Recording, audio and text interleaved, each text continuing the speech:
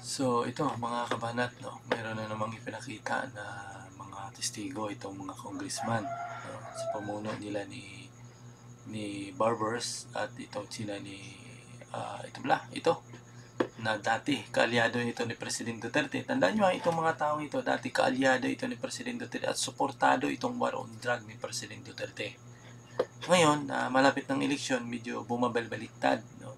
Iyan ang pinakamasama pinakapangit, no, masama na sistema sa ating bansa.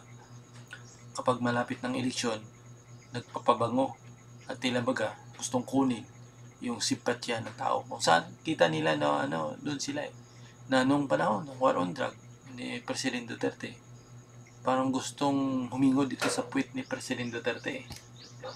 No? Gusto itong humingod, no? Gusto pa nilang dilaan ng puwit ni President Duterte dahil sa war on drug. Proud na mga ito Pero ngayon, kinukontra si President Duterte. No? Ako wala akong nakita sa war on drug dahil maraming taong nagpapasalamat dyan sa war on drug kasi yung iba nailigtas sa ibang addict nagbago talaga dahil natatakot marami dyan. So yan, wala na naman.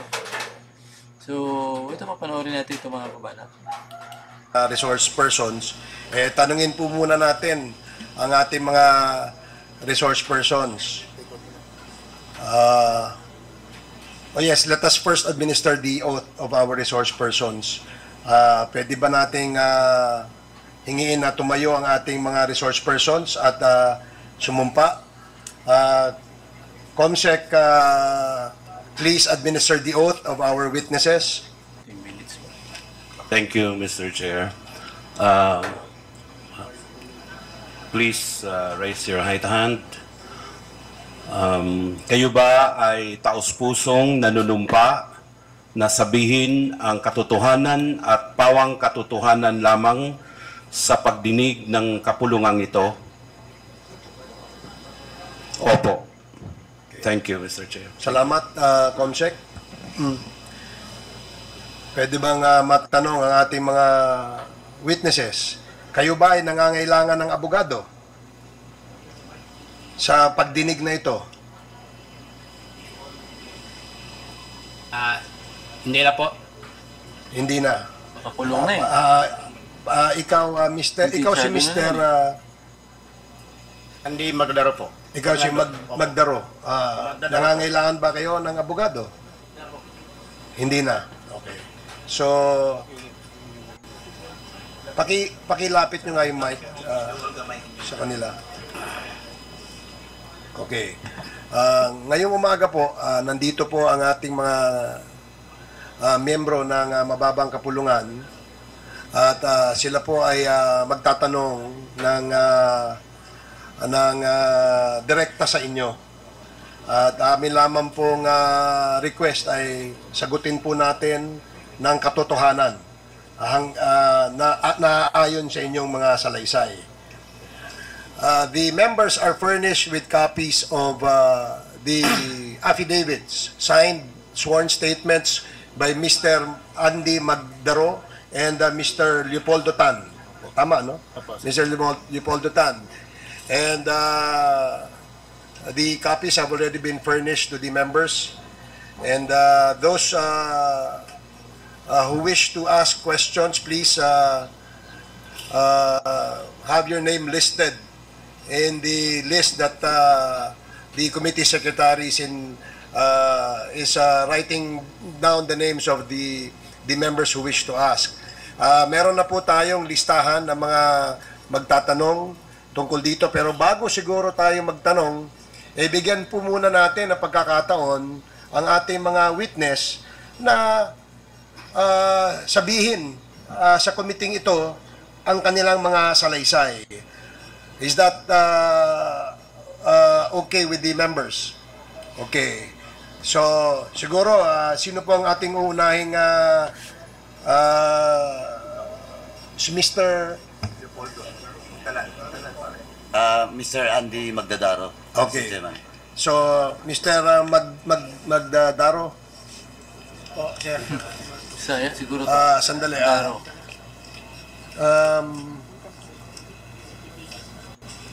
1 minute suspension.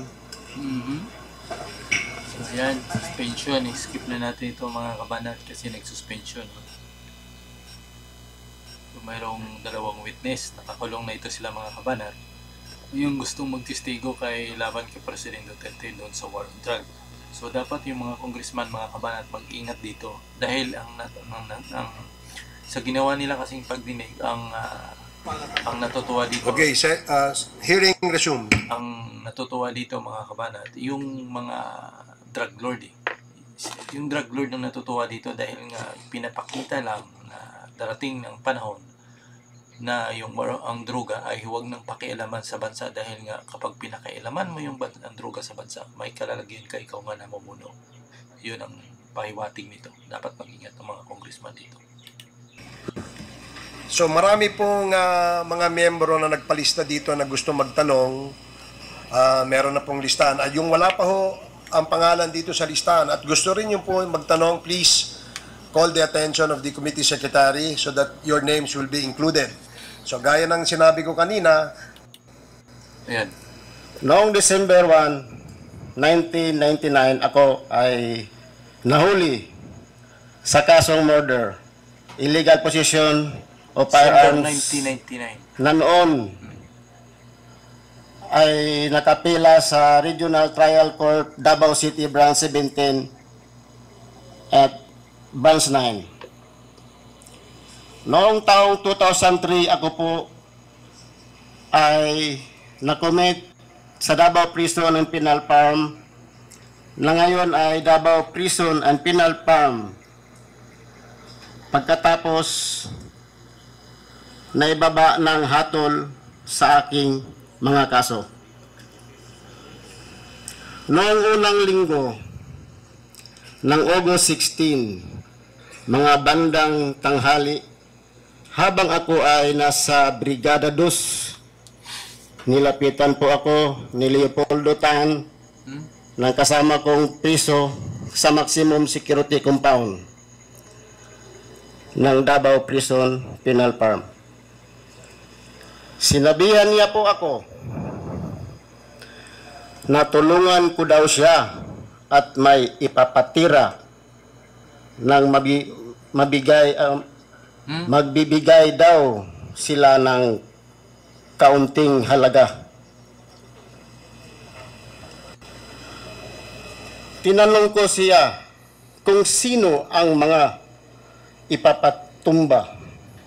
Sinabi niya na 3 Chinese na nasa foreign ward area ng Davao Prison and Penal Farm. Sinabi din niya na ang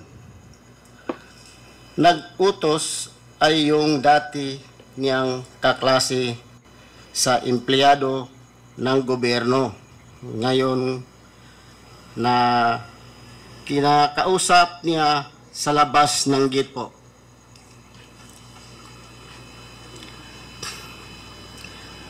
Saan to? Dinagdag pa ni Leopoldo Tan na kami ay nasa panig na ng gobyerno sa mga oras na yon. At pinagkuhaan kami ng kalayaan, pinangakuhan kami ng kalayaan maliban sa kaunting halaga. Dahil dito, pumapayag po na ako sa kanyang pakiusap. Noong unang August 10, 2016, kami ni Leopoldo Tan ay nag-surveillance sa foreign area ng Davao Prison and Penal Farm kung saan nakakulong yung mga Chinese na target namin.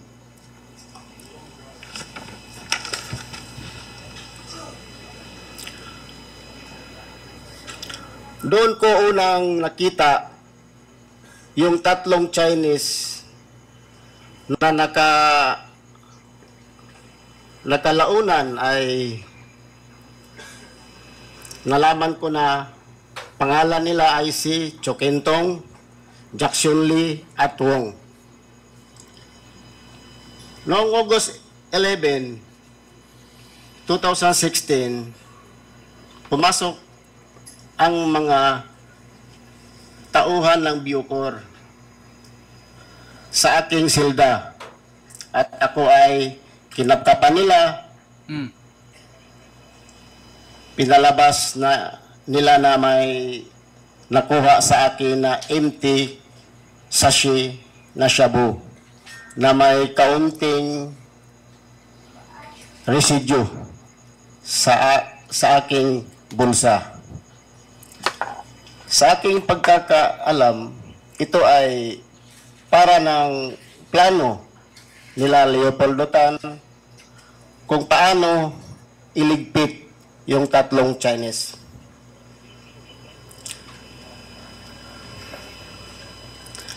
Sa araw din na yon, at ako at si Leopoldo Tan ay sabay na pumasok sa Bartolina, Silda 6. Noong hapon, August 13, 2016, dinala ng mga taga-Bucor yung tatlong Chinese national sa aming silda noong unang araw na lang pumasok sa loob.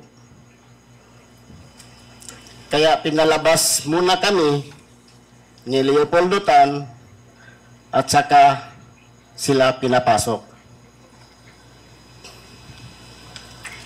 Pwede may tubig, sir? Wow man. Kulbaan ko, Guro. Sa Page, Bisaya. pakibigyan nga ng tubig. Thank you, sir. Nakabahan. Tatay.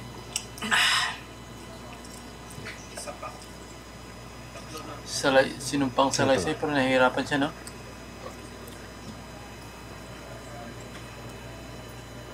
Sila size, no? Noong hapon na yun. Hindi na skip. Hindi na natin skip para makuha natin yung statement talaga.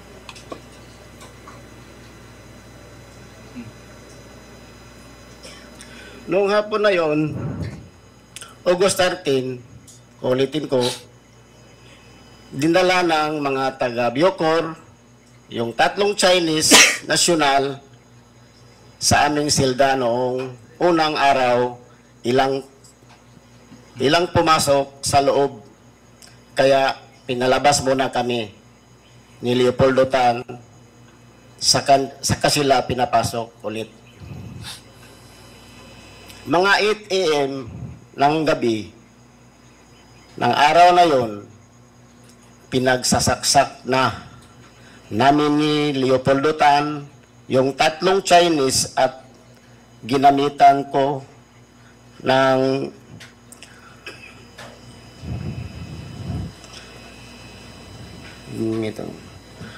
kuna ng Respect. panaksak at yung ibinigay ni Leo Pinkian na 29 balisong.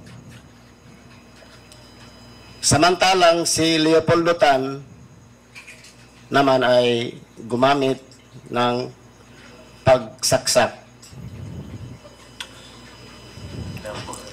Si Leo Pinkian ay isa rin sa mga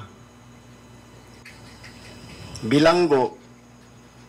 Ngunit sa mga panahon na yun, siya ay ang mayor ng Bartolina, Davao Prison and Penal Farm. Ayon sa amin, pinagkasunduan sabay naming na ipinagsasaksak yung tatlong Chinese, Chokintong at Wong, para hindi sila makalaban.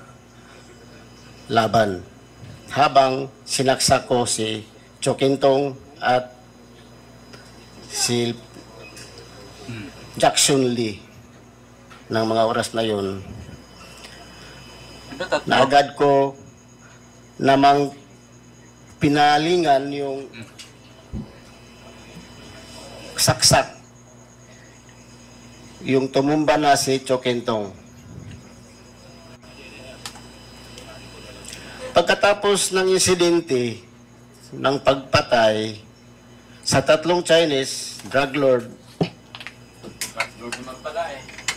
nilagyan ko ng malong yung rihas ng Bartolina Silda size para hindi makita yung duguan na katawan ng 3 Chinese drug lord. Pagkatapos ay dumating si Superintendent Grialdo Padilla sa Bartolina Celda size at sinabi niya, anong ginamit nyo? Ihagis nyo sa labas at ihagis nyo naman sa aming hinagis naman namin ang kurta at balisong sa labas ng silda namin.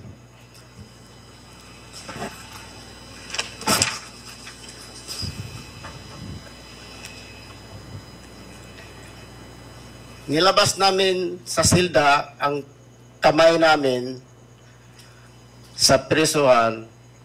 Kami ni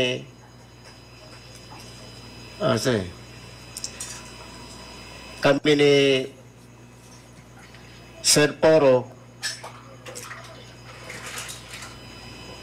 pinalabas kami para dalhin sa IS Investigation Section.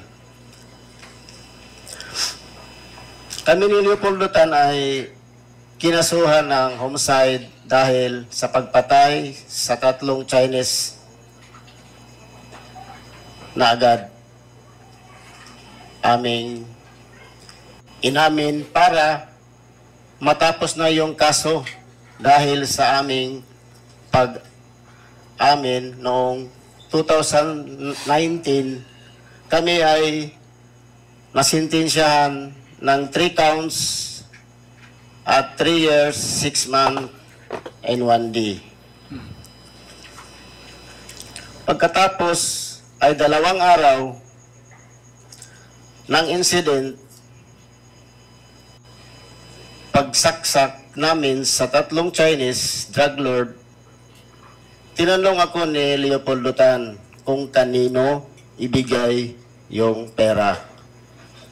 Pinangako sinabi ni Leopoldo Tan sa akin.